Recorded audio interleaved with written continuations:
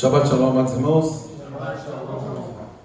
Queridos, paraxá especial de Pêssar, estamos na semana de Pêssar, terceiro dia hoje.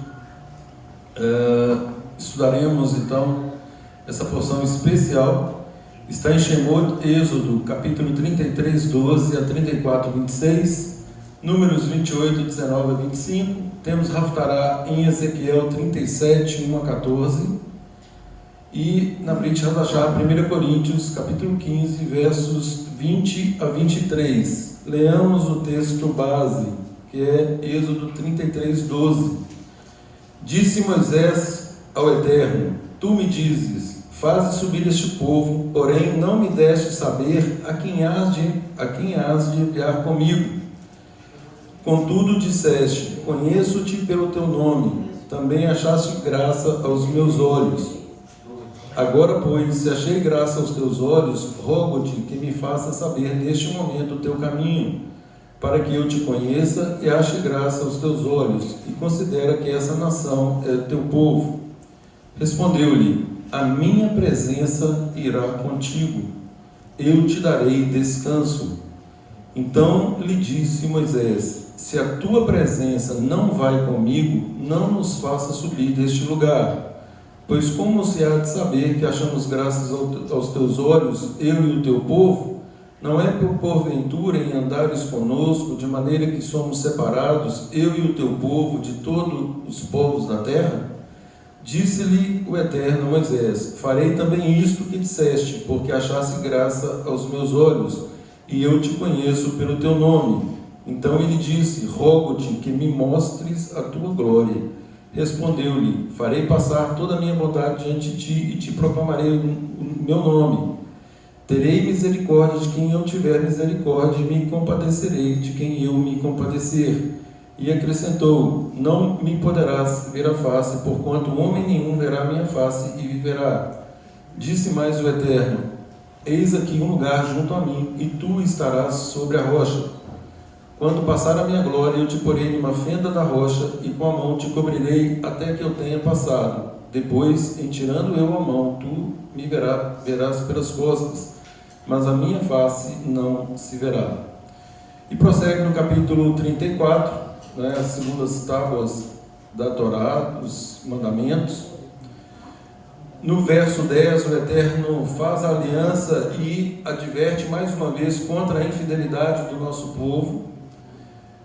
Diz assim, então disse, verso 10, eis que faço uma aliança diante de todo o povo, farei maravilhas que nunca se fizeram em toda a terra, nem entre nação alguma, de maneira que todo esse povo, em cujo meio tu estás, veja a minha obra, porque coisa terrível é o que faço contigo. Guarda o que eu te ordeno hoje, eis que lançarei fora da sua presença todos os inimigos. E aí ele lista os inimigos. Abstém-se de fazer aliança com os moradores da terra para onde vais, para que não te sejam por cilada. Olha aí a questão do jugo desigual, que o Eterno adverte desde tempos imemoriais. Está na Torá e em todas as escrituras a questão do jugo desigual. Por quê? Porque isso acaba sendo cilada para nós.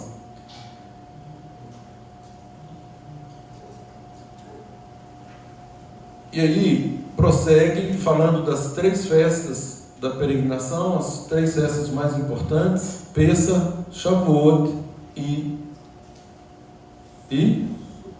Sukkot. Páscoa, Festa das Semanas ou Pentecostes, e Festa dos Tabernáculos ou das Cabanas. Queridos, temos a Haftará em Ezequiel, aquele famoso episódio do Vale de Ossos Secos. Leamos Ezequiel 37:1. Veio sobre mim a mão de Adonai, ele me levou pelo Rua e me deixou no meio de um vale que estava cheio de ossos, e me fez andar ao redor deles. Eram muito numerosos na superfície do vale e estavam sequíssimos. Então me perguntou: filho do homem, acaso poderão reviver esses ossos? Respondi: ó Adonai, tu o sabes. Disse-me ele: profetiza esses ossos e dize-lhes: ossos secos, ouvi a palavra de Adonai. Assim diz Adonai Elohim, a esses ossos: eis que farei entrar o Rua em vós, e vivereis. E aí o Eterno começa a descrever o processo da ressurreição. Porei tendões sobre vós, farei crescer carne sobre vós, estenderei pele e porei em vós o Rua, e vivereis, e sabereis que eu sou Adonai. E ele profetiza, e isso se concretiza.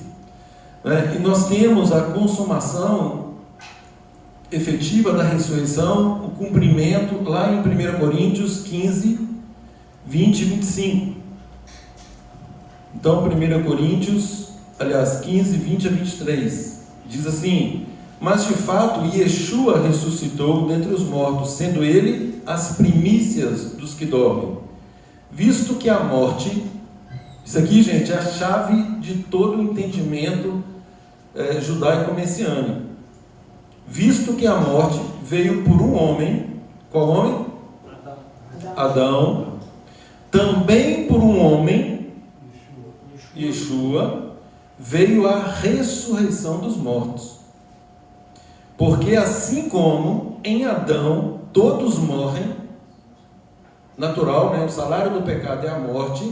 Em Adão, enquanto carne pecaminosa, todos morrem. Assim como em Adão todos morrem, assim também todos serão vivificados em Yeshua. Cada um, porém, por sua própria ordem. Olha a importância da ordem, gente. Existe uma ordem e ela não pode ser alterada. Yeshua, as primícias, ou seja, ele primeiro. Ele primeiro. Ele é as primícias. Depois os que são dele na sua vinda. Na sua vinda. E então virá o fim, quando ele entregar o reino ao Deus e Pai, quando houver destruído todo o principado, bem como toda a potestade e poder. Ou seja, quando tudo se consumar, o papel de Yeshua, ele cumpriu uma parte, ele ressuscitou, está hoje no tabernáculo celestial, como sumo sacerdote, intercedendo por nós. Então ele virá e instituirá o reino milenar, e após o reino milenar, ele entrega o reino ao seu Deus e Pai, ao nosso Deus e Pai. É o que está lá em 1 Coríntios 15, aquele verso que está lá fora. Quando houver destruído a morte, então ele entregará o reino ao Pai, para que o Pai seja tudo em todos. O cumprimento das profecias, o cumprimento do papel dele. Então nós temos em Êxodo a libertação, a consagração em Números, a ressurreição em Ezequiel e o cumprimento dessa ressurreição de forma efetiva, como promessa do Eterno, lá em 1 Coríntios.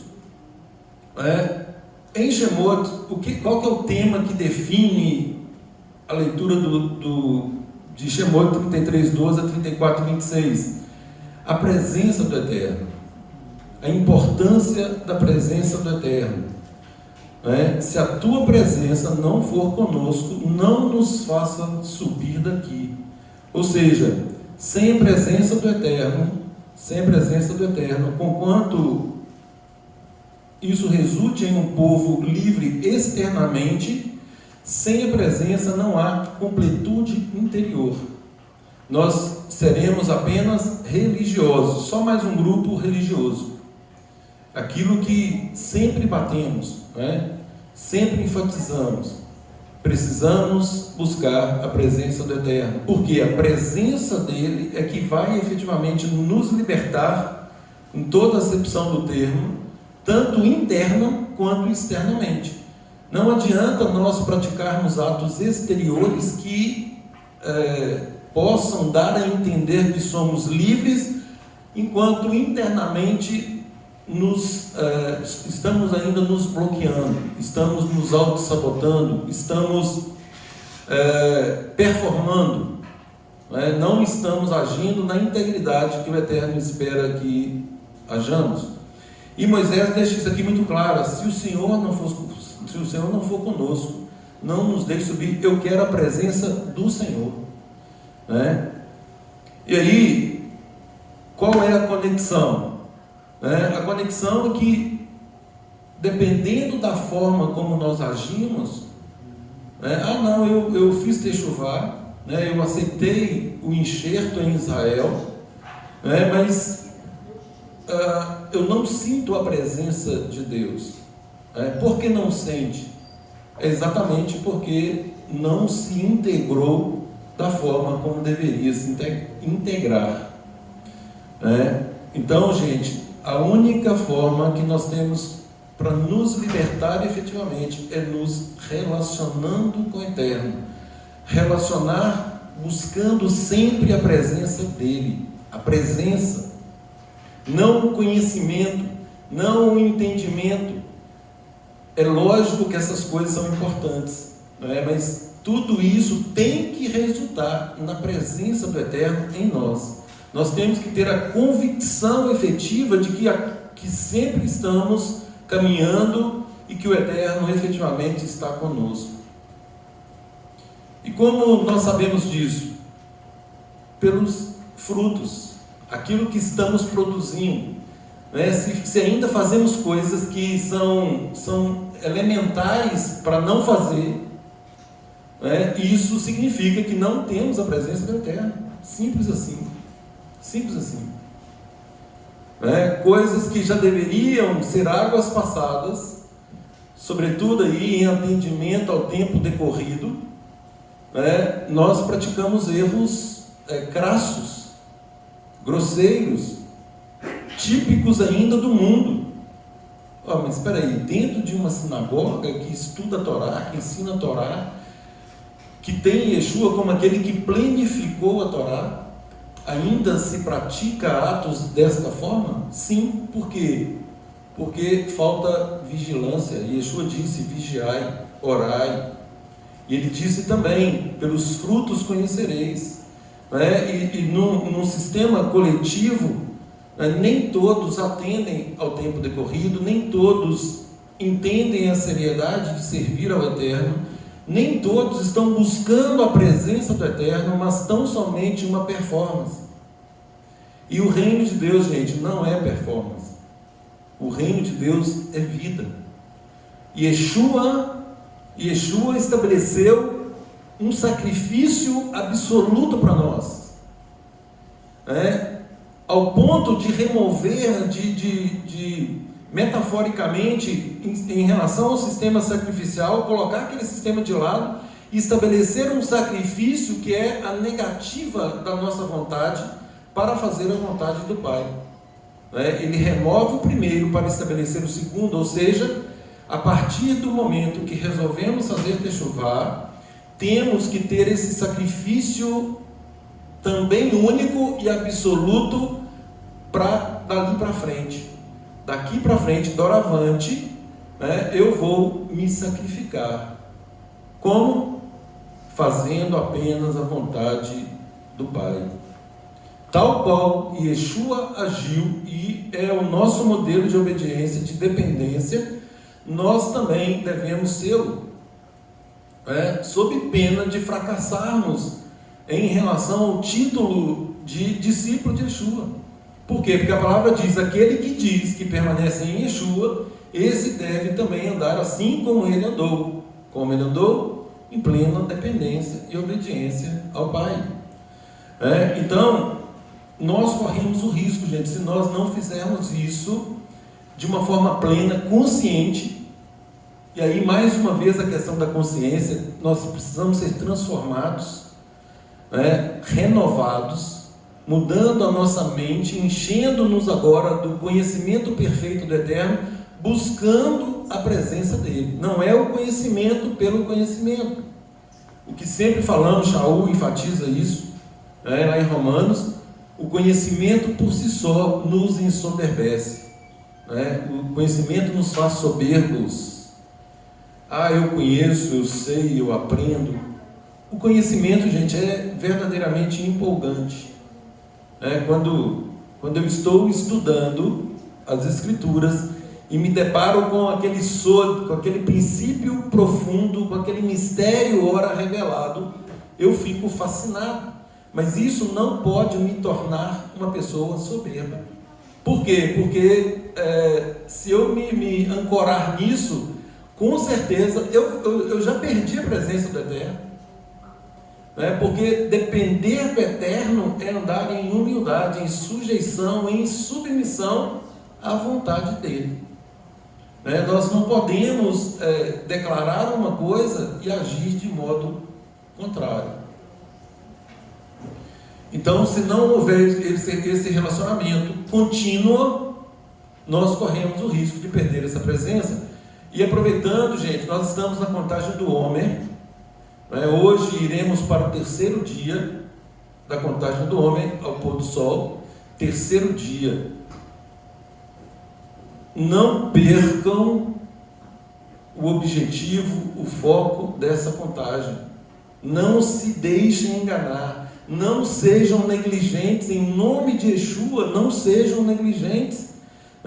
Nós estamos estudando Provérbios, e foi lido aqui hoje, Provérbios 1 e 2, que são os textos do primeiro e segundo dia. Para que os provérbios? Para que as instruções? Para quê?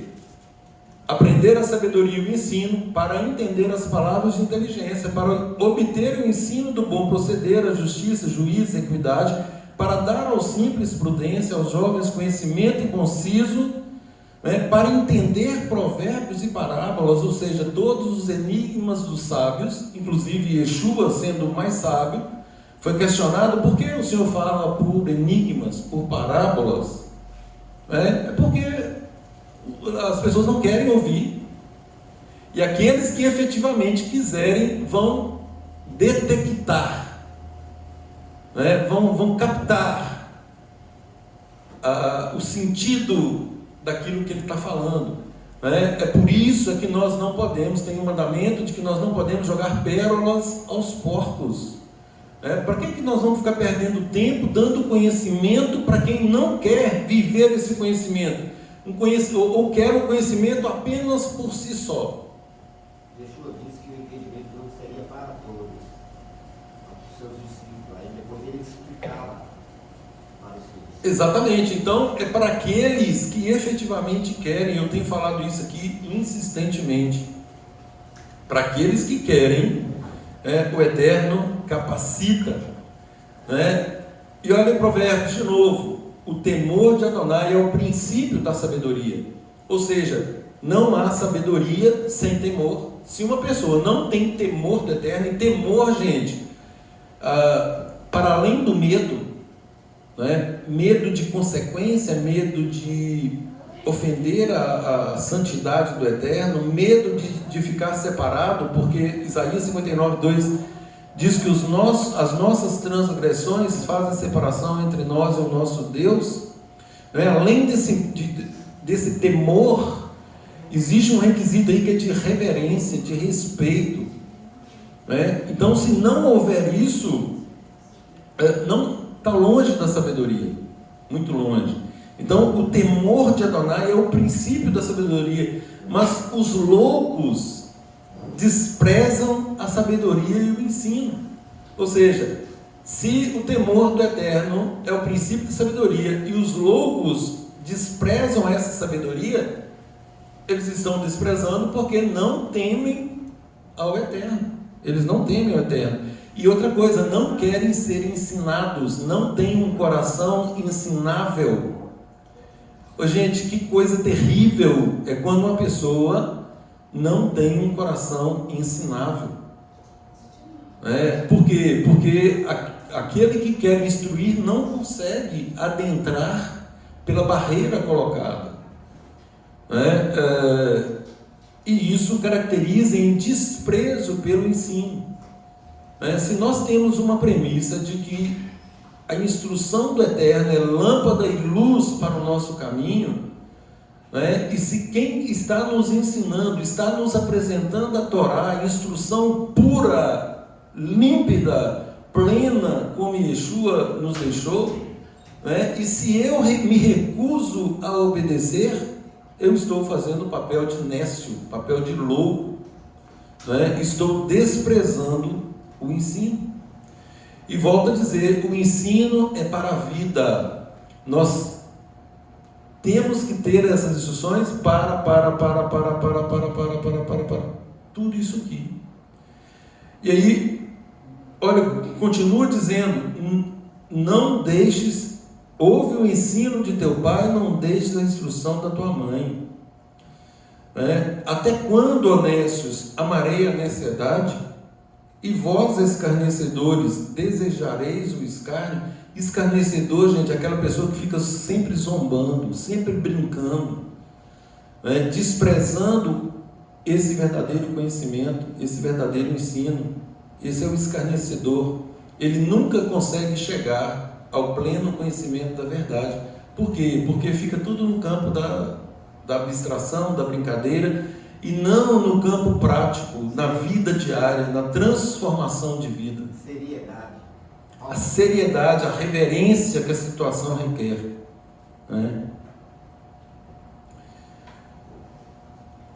O Eterno diz: atentai para a minha repreensão, eis que derramarei copiosamente para vós. Para vós quem? Para aqueles que atentam para a repreensão dele. Então ele vai derramar copiosamente. O que é derramar copiosamente, gente? Abundantemente. Então ele vai derramar o quê? O seu Ruach, o seu Ruach HaKodesh. Está em perfeita harmonia com o que diz lá em Atos, que ele concede o Ruach HaKodesh, o Espírito dele, àqueles que lhe obedecem. E está, obviamente, também em cumprimento a Ezequiel 36, 26. Eu lhes darei o meu Ruach para que vocês andem nos meus estatutos, ordenanças e mandamentos. Ou seja, recebemos capacitação do alto para andarmos neste precioso caminho, um caminho de libertação, um caminho de relacionamento com Ele, sempre primando pela presença dEle. Quando se fala em sacrifício, gente, a palavra sacrifício no hebraico, korban não tem a ver com o ato sacrificial em si. O princípio é muito mais profundo. O princípio é que quem está se sacrificando ou oferecendo um sacrifício, ele está se aproximando do Eterno. Então, korban significa aproximação. É o que nós devemos buscar. Devemos nos fazer viver como sendo uma oferta de aroma agradável ao Eterno. E mais do que isso, buscar uma vida de separação. O capítulo 2 fala, aliás, o capítulo 3, que nós vamos entrar nele hoje, na contagem do homem, fala muito sobre separação. Separação no sentido de santificação. Saiam fora disso, saiam fora daquilo, tal. Para quê? Para o nosso bem, para o povo que serve ao Eterno andar em conformidade com as instruções dele, não com o sistema do mundo. E mais uma vez, Shaul, Rachalia, Paulo, como é conhecido na Brit Rabachá, nos dá aí todas as chaves para que nós possamos agradar ao Eterno, obedecendo e andando de acordo com as suas instruções. Lembrando, gente, que quem faz techuvá, porque tem muitas pessoas que acham que é um ato. Eu fiz techuvá. É como no sistema evangélico. Eu me converti. Eu agora me converti, sou crente. Lá no mundo evangélico fala assim: não, agora eu fiz techuvá. Eu integro agora a nação de Israel, a nação santa de Israel, mediante Romanos 11, que é o enxerto. Só que não é um ato, é um processo, é uma santificação. Ela tem que ser sustentada por uma vida de santificação contínua, de separação contínua, de vigilância contínua. Nós somos advertidos a vigiar por quanto tempo? Todo o tempo. Orai e vigiai. Todo o tempo. Todo o tempo. Por quê? Porque nós, partindo do pressuposto que nós estamos com a presença do Eterno, né? Se a presença dele não estiver conosco, nós vamos agir, vamos continuar agindo por conta própria. Agora, se a presença dele efetivamente está conosco, como eu disse, nós não cometeremos erros crassos, grosseiros. Nós vamos nos santificando, aperfeiçoando, desenvolvendo a nossa salvação. Isso é um desenvolvimento, é uma vida contínua de consagração. Tem pessoas que acham que é só eu fiz techuvá, agora eu faço parte de Israel, eu sou judeu, e aí leva a vida de qualquer forma. Não é assim. Não é assim. Nós precisamos desenvolver a nossa salvação. Israel foi chamado, gente, nós também, né, por integrarmos agora Israel, foi chamado para manter um padrão contínuo, né? E padrão contínuo requer de nós o que? Disciplina. Disciplina. E falar em disciplina, gente, é um negócio demodé, fora de moda, né? Por quê? Porque nós temos que ter uma vida de consagração constante, mas nós só vamos conseguir isso se nós nos disciplinarmos.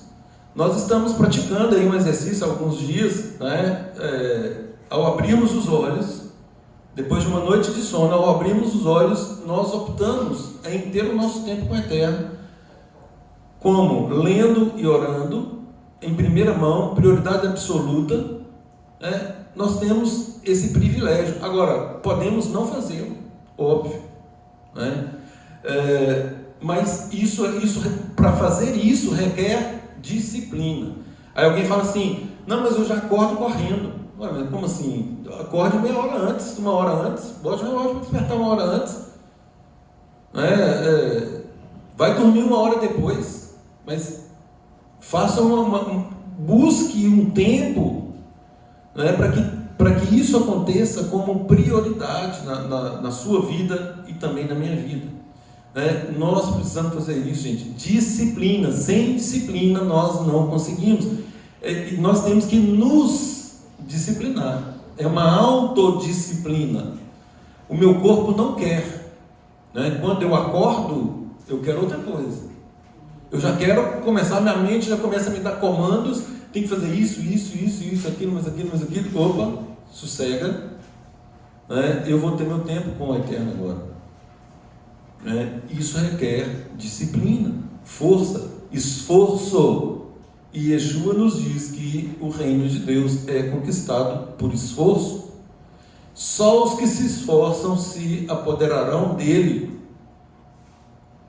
né? E isso está também em conformidade com aquilo que ele diz, que muitos são chamados, mas poucos escolhidos.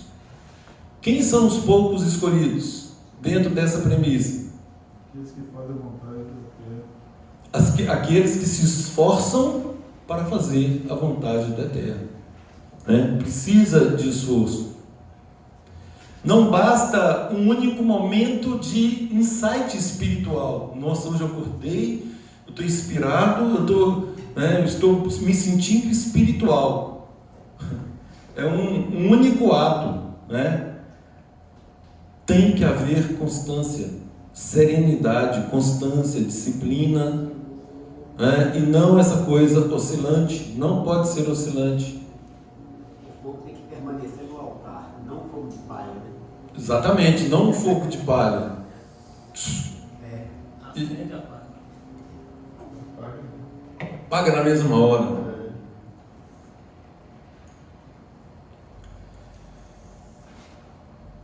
O texto de Ezequiel nos mostra, né, que mesmo após uma estrutura restaurada, o Eterno restaura ali toda a estrutura.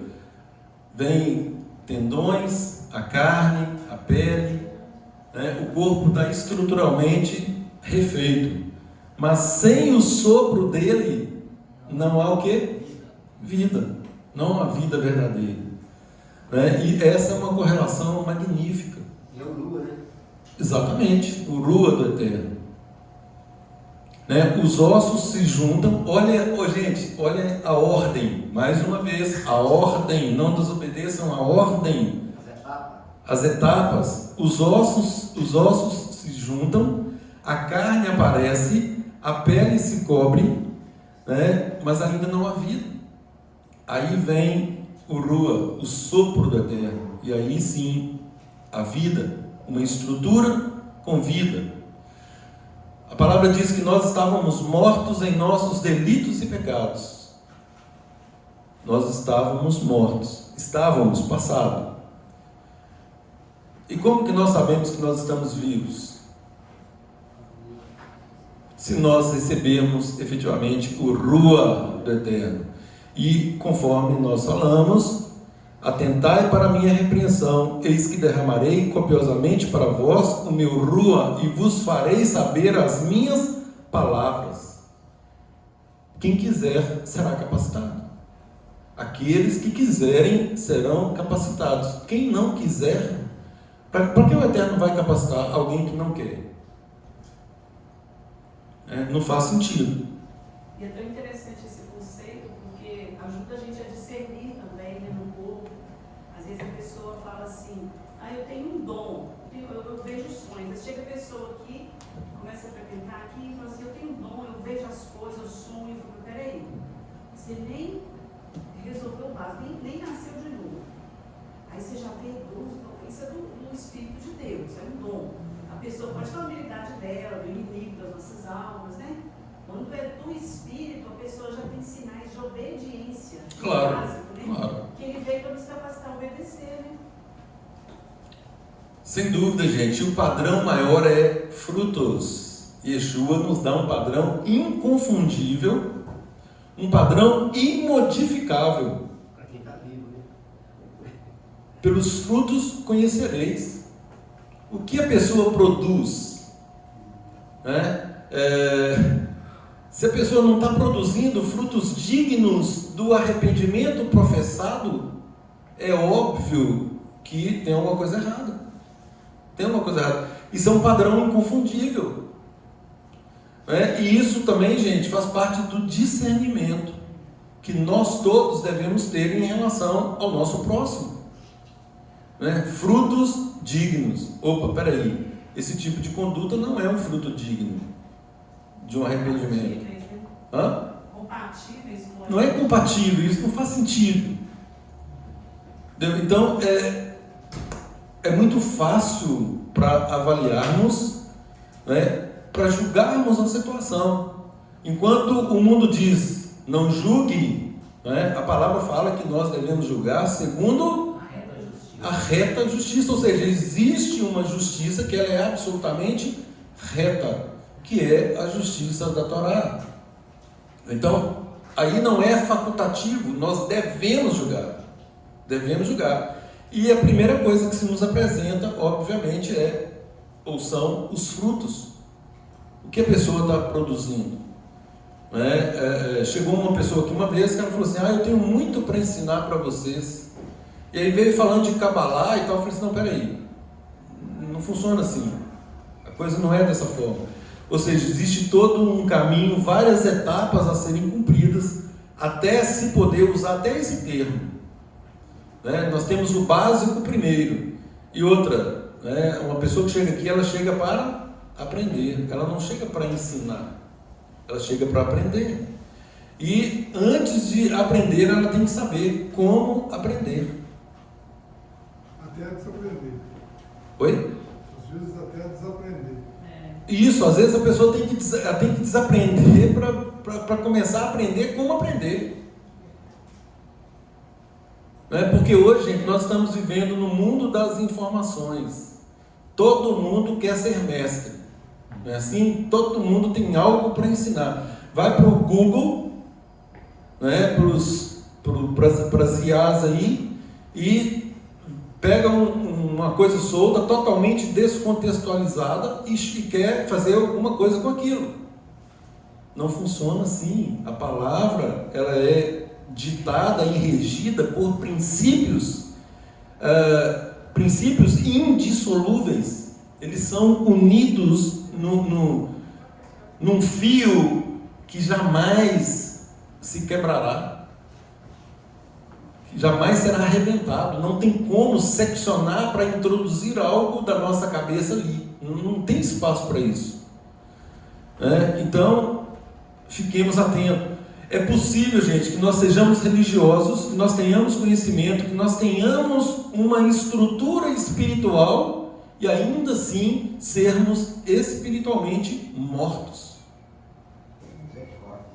Vou repetir. É possível que façamos parte de uma religião. Religião, gente, no sentido de... Rituais. Não, no sentido de não, isso aí nem toca.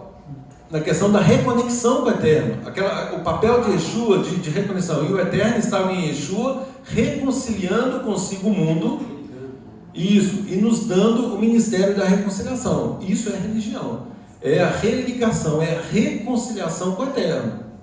Então, nós podemos ter isso, podemos ter o conhecimento. A pessoa estuda muito a Torá, ele sabe muito a Torá, e estuda muito a Brit Hadashah, sabe a Brit Hadashah, tem conhecimento, ou seja, tem toda uma estrutura espiritual, mas espiritualmente ele é morto. Ele está morto. Quando isso acontece? Não passa no teste, negar-se a si mesmo, Não tem fazer essência, vontade de né? Deus. Não produz os frutos necessários. Toda Ele vez não que está com escolher, dor, né? Com certeza, aparentemente está certo, o exterior está ok, São bons atores, né? perfeito. É o que nós rechaçamos aqui, a questão da performance. Performa muito bem, né? Mas não produz frutos. Não produz frutos. E é muito fácil, gente, identificar, né, conforme Yeshua nos disse, já falamos, não é? Porque nas coisas mais elementares nós temos a capacitação para discernirmos se a pessoa de fato tem um compromisso com o Eterno ou não. Nas coisas mais básicas.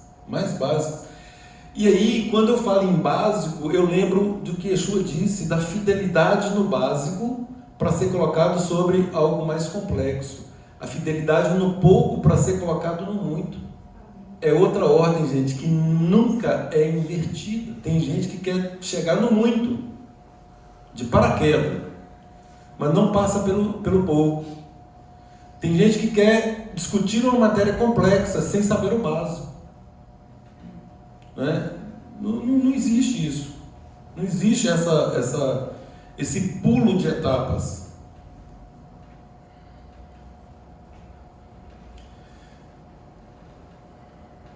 Conexão com a Brit Hadashah, 1 Coríntios. Então, Yeshua é as primícias e nós temos aqui o cumprimento da ressurreição. Né? Yeshua ressuscitou, sendo ele as primícias. Então, gente, Yeshua inaugura agora um novo padrão espiritual. Né? Uma vida que vence a morte. É lógico, conquanto nós estejamos falando de vida vencendo a morte, fisicamente mesmo, a ressurreição é isso, né? Mas espiritualmente nós temos, como que nós vencemos a morte no dia a dia? É uma pergunta. obedecendo, Fazendo a vontade do Pai.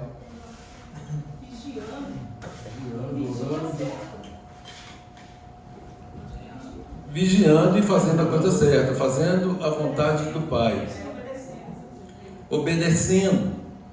E outra coisa, gente, obedecer diligentemente. Se diligentemente obedecerdes. Então, veja que até a obediência ela é extremamente qualificada. Qualificada, não é qualquer obediência, é uma obediência de qualquer forma. Relapsa, uma obediência qualquer. Não, ela é diligente. cuidadosa, zelosa. E isso tem a ver com o quê? Com o temor, com a reverência ao Eterno. Uma pessoa que não tem o temor do Eterno, não tem a reverência pelo Eterno, ele não age de forma diligente, ele vai fazer de forma relaxada, de qualquer forma. Aquelas situações que são feitas a toque de caixa. Tomemos muito cuidado com isso. Então, queridos, o Eterno, ele nos tira do Egito, do mundo, e agora ele nos possibilita uma nova vida. E aí é o que entra também as palavras de Yeshua: necessário vos é nascer de novo. Então agora é uma nova vida.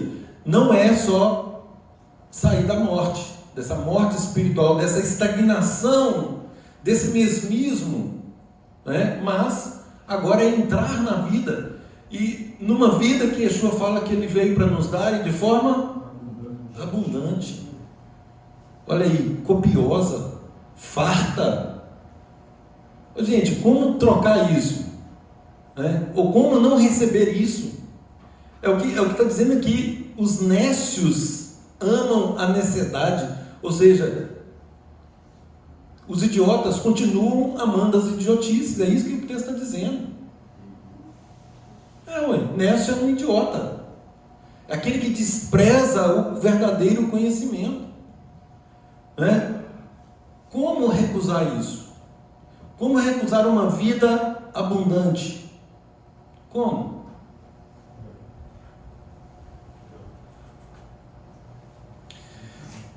Sem a presença do Eterno, queridos, nós seremos um vácuo espiritual, um vazio espiritual.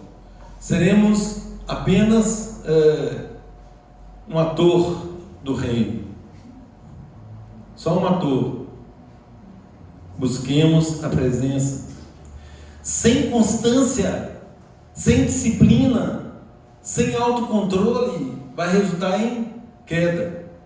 É o que diz lá em Números. Em Ezequiel, sem o Rua, sem o Espírito, resulta em morte interior, ou seja, espiritualmente morto.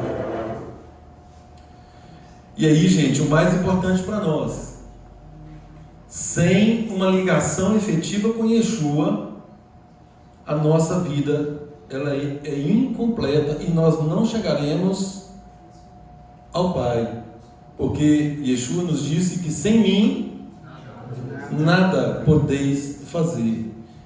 E disse mais: ninguém vai ao Pai a não ser por meio dele. E o Eterno estabeleceu ele como primícia, querendo nós ou não, querendo os nossos irmãos ortodoxos ou não. O Eterno já estabeleceu que Yeshua é a primícia, ele é o primeiro. Ele, assim como em Adão todos morrem, nele e em Yeshua todos são vivificados. Você pega uma pessoa morta espiritualmente, você vivifica ela. A partir de agora ela é uma pessoa que produz frutos para o reino, é uma pessoa proativa, uma pessoa que o sim dela significa sim, o não significa não.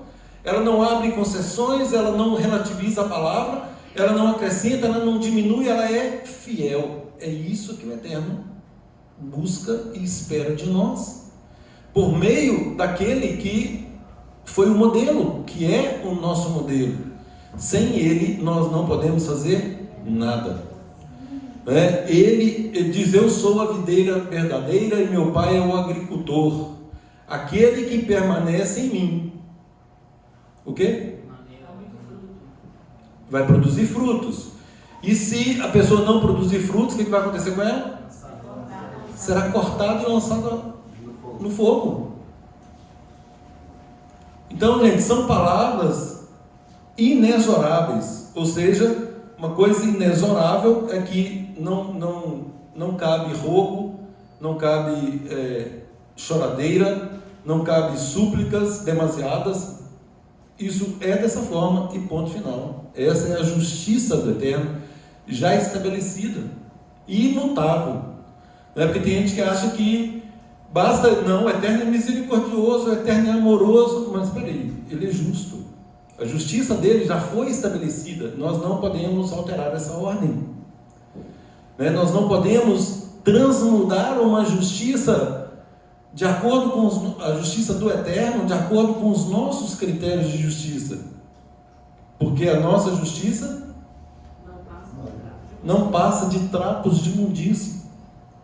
Ou seja, se nós não tivermos o conceito real de justiça pela Torá, aquilo que nós pensamos que é justiça é trapos de imundície. É o mesmo tratamento, gente, da palavra amor. Amor, né? O amor verdadeiro é aquele que se mantém firme aos princípios do reino. Para eu dizer que eu amo alguém, eu tenho que querer para aquele alguém a mesma coisa que eu quero para mim. Ama o teu próximo como a ti mesmo. Eu quero ir para o mundo vindouro.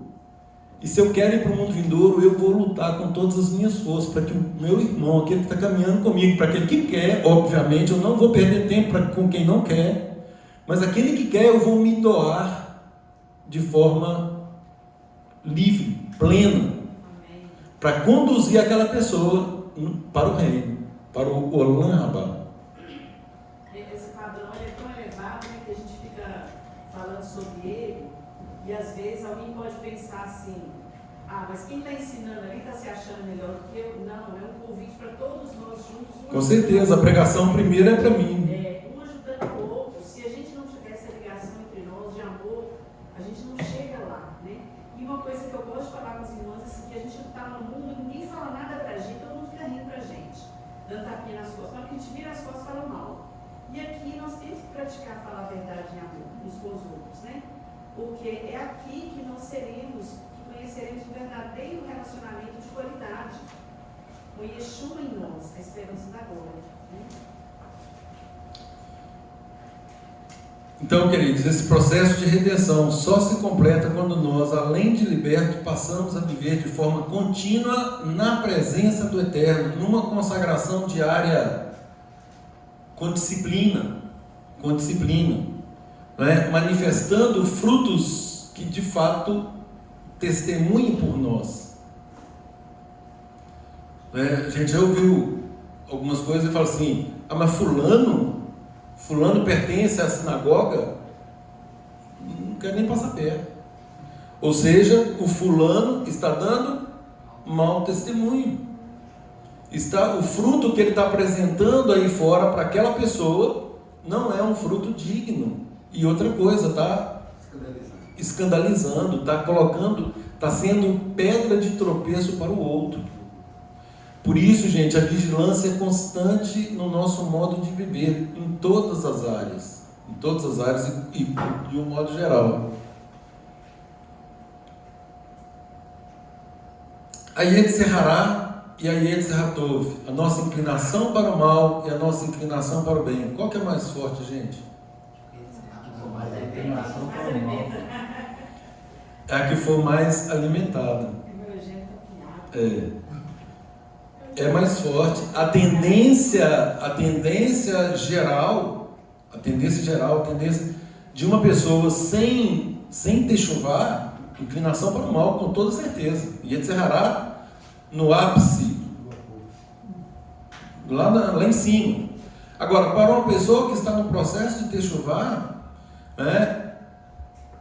se ela está no processo, se ela está buscando a presença, se ela mantém essa presença, se ela tem disciplina, se ela está produzindo frutos, com certeza, se ela está orando, buscando conhecimento, a Yetzirah vai prevalecendo sobre a Yetzirah.